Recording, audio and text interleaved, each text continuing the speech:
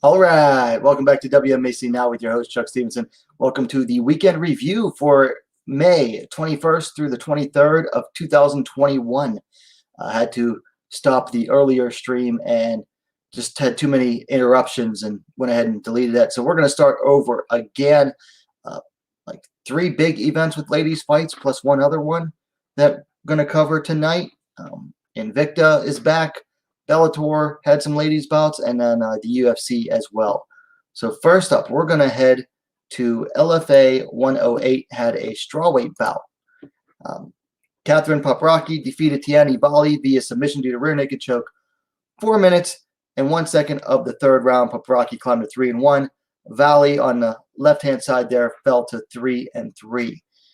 Only caught the highlights of this one, but Paprocki had a standing rear naked choke on Tiani Valley that she just choked her unconscious, and Valley just went poof, like timber.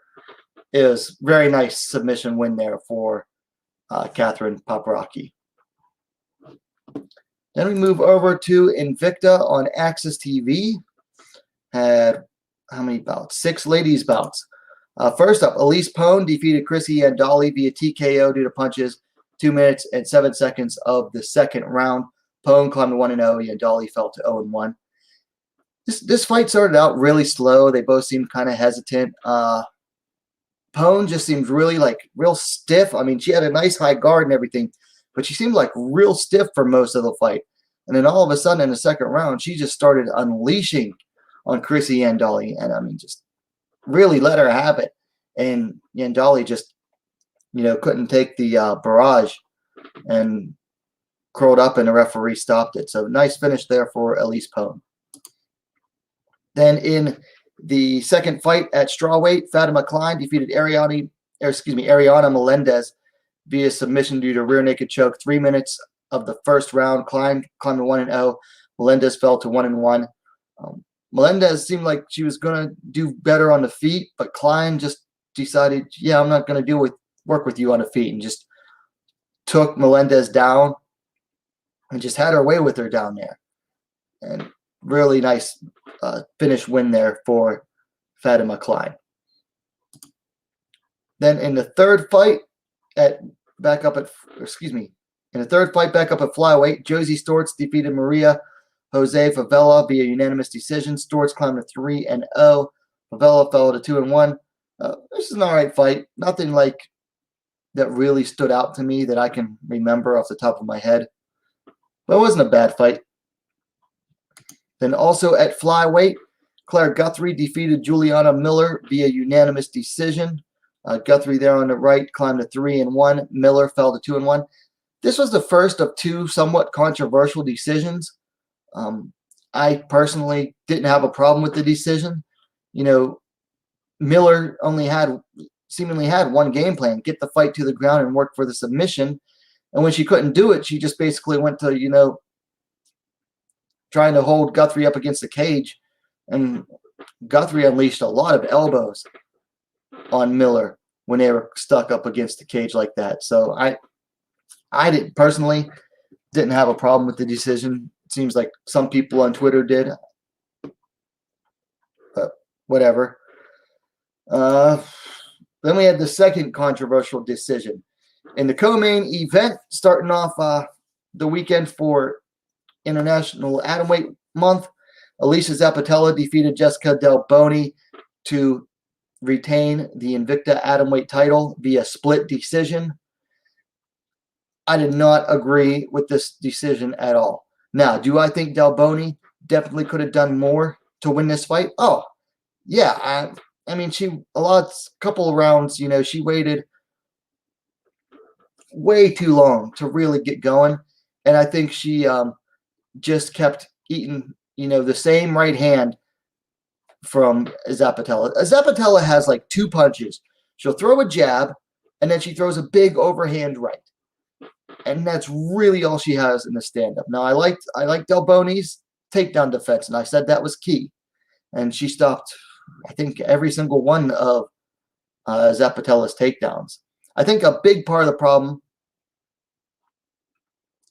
well, that was in the later rounds, but you could tell after the second round, when two of the judges kept giving the fight to the rounds to Zapatella, and it's like, what? I was like, well, Del Boni's going to have to finish to get a win in this fight. It was obvious after the first 2 rounds, definitely. I don't know what they saw or what they were watching. Maybe they had the fighters confused. I don't know. Horrendous judging in this fight. And I had picked Zapatella to win, but this was Del Boni's fight. I'm not going to say it was an outright robbery because I definitely think that there were things Del Boni could have done better or done more of in order to get the win, but it was definitely not the right choice. Got the blue dash in the chat. Says, thought Guthrie did more damage. Holding for position shouldn't count for much if it doesn't lead to anything. I fully agree. Yeah, I think they chose the right winner. Then in the main event, also fight of the night, vacant flyweight championship, Karina Rodriguez defeated Diana Torquato via unanimous decision. Rodriguez climbed to 9-4. Torquato fell to 10-4. This was a good fight. Both of them really took it to each other. Just some really good striking overall. I like that Rodriguez, punished Torquato for a lot of her clinch work and clinch attempts. We always break off the clinch with a strike. Torquato definitely had her moments. It's a fairly close fight, but it was. I definitely agree with the decision giving it to Karina Rodriguez. Now it'll be interesting to see who Invicta matches her up with for her first defense. And both ladies walked out looking pretty beat up too. So then we move on to Bellator 259. First up, Leah McCourt defeated Janae Harding via submission due to triangle choke. 2 minutes, 42 seconds of the second round. McCourt climbed to 5-1. Harding fell to 6-5. First round I gave to McCourt. Harding just kept making bad mistakes. And then the second round, McCourt was looking tired already, probably because of the bad weight cut and everything. She missed weight for this bout. Harding was just beating her up on the feet and then on the ground. And then Harding stood up over McCourt, I guess, to try to pass guard.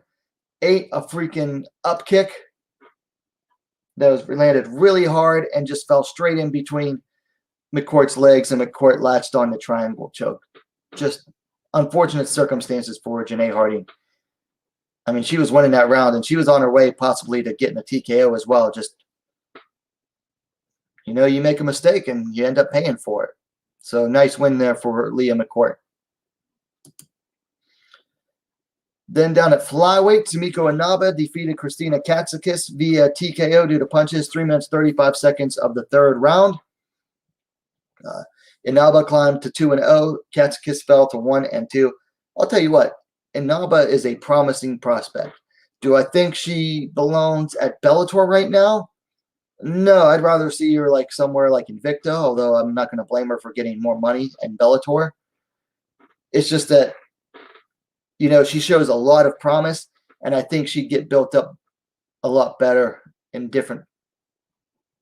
somewhere like Invicta than Bellator does. Because of, we'll get to that in a second, but just all around beat down here by Tamiko Naba. Really nice effort from her. And here's why I don't think Bellator should be signing debutantes and building them up from the beginning. Also at flyweight, Hannah Guy defeated Valerie Loretta via unanimous decision. Guy climbed to 3-1. Loretta fell to 3-1. Yeah,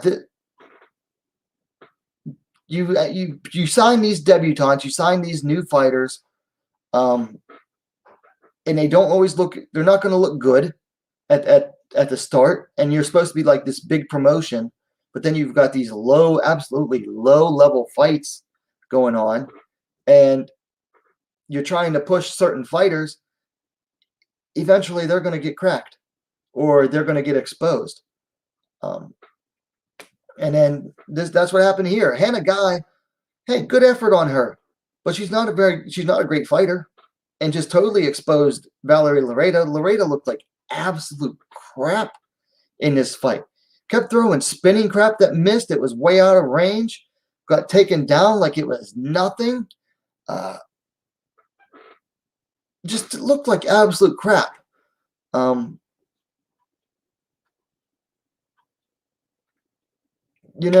Just she's not ready for a big show. Like Valerie Laredo does not belong on big shows. I don't care about her social media following or whatever.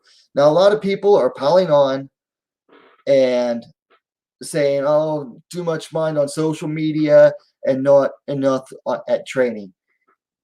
Look, that has nothing to do with it. The fact is, she's just not that good of a fighter. She's not. She came in here 3-0. 3-0 fighters don't belong in Bellator. Period. They belong in smaller shows where they, like LFA or CFFC or King of the Cage or even Invicta, where they can develop better. Eventually, right now, we knew what they were trying to do with Laredo. They were trying to feed her easy fights, but guess what? Once again, it backfired on Bellator. It's just how it goes. Laredo is not that good. Even in Taekwondo, she wasn't very good.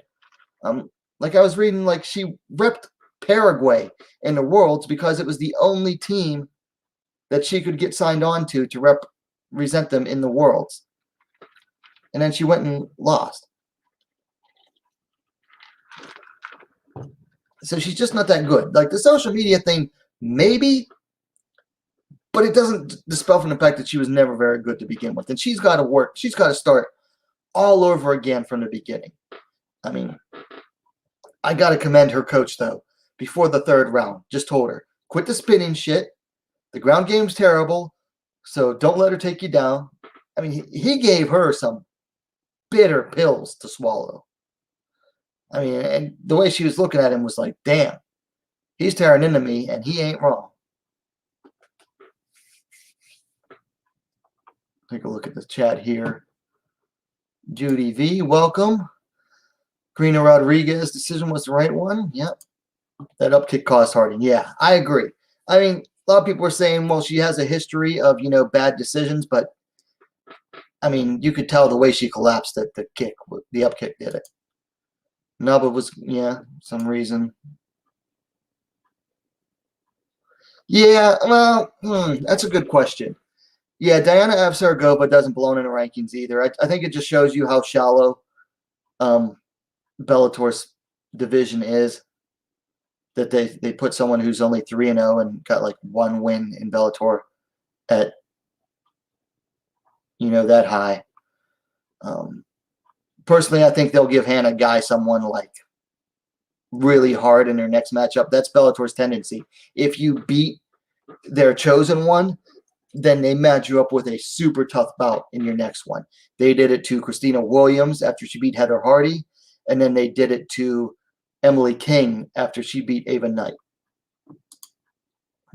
I don't think so.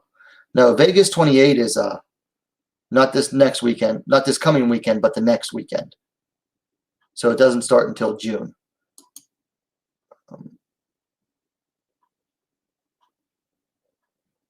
I don't know. Yeah, she's also too cocky. Lorena is way too cocky of a fighter. Then in the main event, absolute squash match that we all knew it would be. Cyborg defeated Smith via TKO, ground and pound, 4 minutes, 51 seconds of the fifth round. Cyborg climbed to 24-2. Smith fell to 12-9. You know what? I see a lot of praise for Cyborg, and it's like people say, oh, she's patient, she picked her shots, or they'll say, well, you don't learn from quick finishes, you learn in longer fights. Whatever. This was a pointless rematch. It was a pointless squash fight.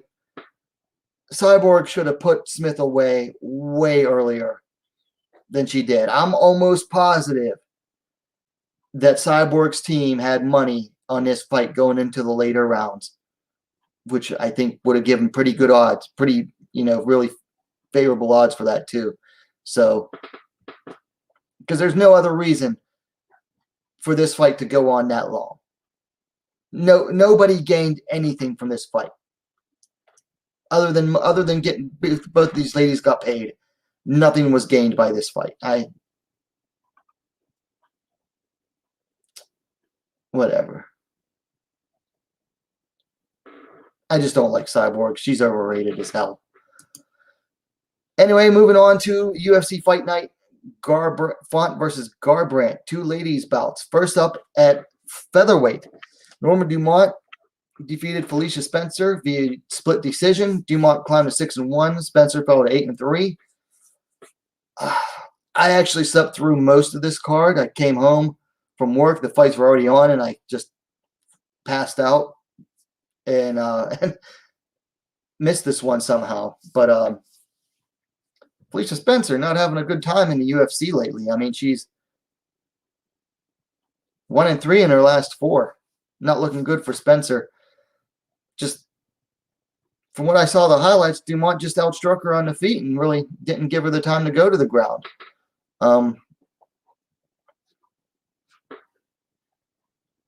Okay. And then in the co-main event at strawweight, Carla Esparza defeated Xiaonan Yan via TKO due to ground and pound from the crucifix. 2 minutes, 58 seconds of the second round. Esparza climbed to 18-6. Yan fell to 13-2. This was just an absolute demolishing by Carla Esparza. I was pleasantly surprised. I mean, very pleasantly surprised. I was on my feet for this one and just really excited for Carla. I mean, just came out, wasted no time in getting Yan to the ground and just easy 10-8 in the first round. And then Yan was bleeding from a cut above her right eye. Coming out to the second, Esparza again caught a kick to the body, took her straight down, passed, or got this half guard, and then went back to guard, passed on the other side to side control, got the crucifix, and then just boop, boop, boop, until the referee intervened. I would have liked to see harder strikes in the crucifix. But honestly, when you've got a fighter in that position, you don't have, and they're trapped, you don't have to be landing that harder strikes to convince the ref. Because all you have to do is convince the ref that this fighter is not going to be able to improve their position at all. And they're just going to keep eating shots. And the referee really has no choice but to stop it. So I would have liked to see harder strikes from her in the crucifix. But, man, she was landing some good ground and pound before that, too. So I can't complain. Really nice win for Esparza. Yan just has to go back to the drawing board and just work on a lot of things.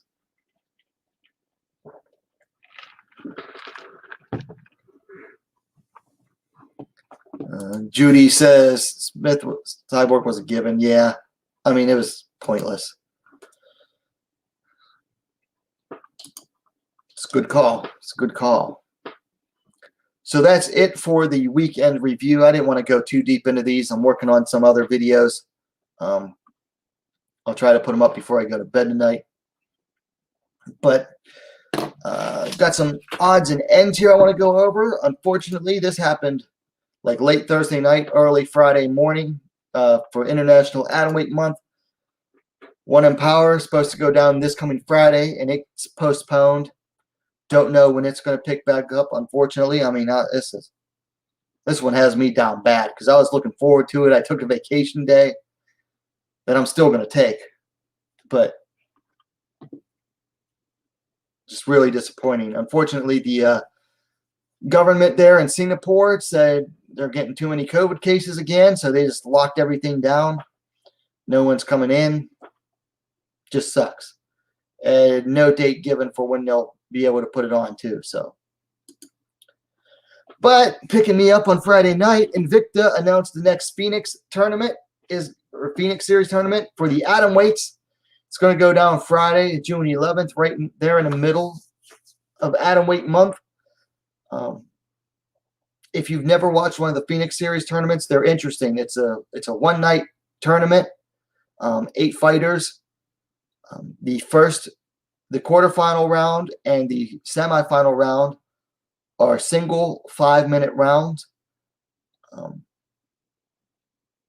And then the fastest finish in the quarterfinal round gets to pick their semifinal opponent. And then the final round, the final bout to decide the winner is 3 5-minute rounds. So it's pretty exciting. Now, the earlier bouts are only considered exhibitions, which to me, I think takes away some of the luster. But they usually make for good events. I mean, I went to the first one with the straw weights, and that was a darn good event. Just really fun and exciting. So far, the only fighter I've been able to find out that is confirmed for this is Jessica Del Boni. She confirmed via social media that she's back in a couple of weeks for this. She's going to be tough to beat in this one. If she's not too exhausted from, going 5 hard rounds against Alicia Zapatella, then, she'll be very tough to beat in this tournament. And then Bellator finally announced Juliana Velazquez versus Denise Kilholz for the Bellator Flyweight Championship. It's going to go down at Bellator 262 on July 16th. This should be an absolute banger. Both of these ladies hit hard. Both tend to move forward. Now, Kilholz moves forward and leads with the strikes, whereas Velazquez will move forward, but then likes to force her opponents to counter. This should be a really fun and exciting bout. Now, does Kilholz have the strongest resume? Yes and no. I mean, she has like 4 straight wins, but all of the opponents were coming off of losses. But the fact is, she's an exciting fighter. She's got the skills. She's got the ground skills. She definitely has the striking. Should make for a good first title defense for Juliana Velazquez. So very much looking forward to this. And, I called for this one, I think, way back when Velazquez beat McFarland. So glad Bellator finally decided on this one. And then, unfortunately, Amanda Hebos is still dealing with COVID, and her bout with Angela Hill scheduled for the week after. I believe it's the week after. It's Vegas 28. This bout is now off. So hopefully they'll find a replacement for Angela Hill. I mean, it'd be nice of them to. Hill always comes out and steps up on short notice. So hopefully they find someone to fight her on short notice.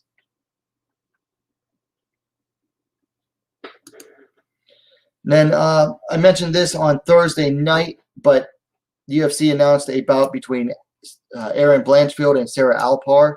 It goes down UFC 266 on September 4th.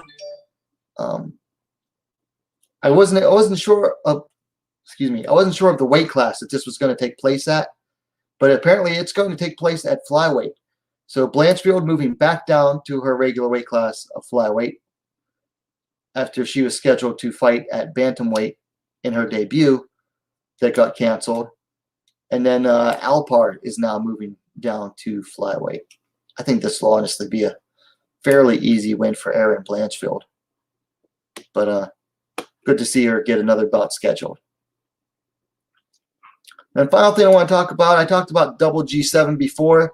It has the inaugural atomweight title bout. This goes down on June. Let me see. I believe this goes down June 6th or 7th. And has the inaugural atomweight bout between Bohyun Park and Ye-Rin Hong. But they also added another ladies bout at strawweight. Hyunji John versus, this says Chae Hyun Kim. I guess she changed her name. She used to go by Hae and Kim. So nice to see another ladies bout get added to this event taking place in Korea. But that's really all I have for you tonight. Like I said, I didn't want to keep this one too long, especially because I had to start it later than originally planned. So got a couple more comments in the chat. Yeah, I'm not. They haven't announced them yet, so we'll have to see who's in it. But so Julie Mezabarba is replacing Ritu Fogat. She is, I think, 8-2-1. She's out of Brazil. Yeah, Julie Mezabarba. She's 8-2-1 out of Brazil. Last fought in February, winning via decision in Brazil. Yeah, I think Velazquez gets the W too. I don't think it'll be like the easiest to fight. Like, I mean, I think Kilholz will give her a tough out, but I think Velazquez will get it done. All right, so that's it for the weekend review and some odds and ends. Anyway, if you're watching, to those in the chat, thanks for watching. Please hit the like button.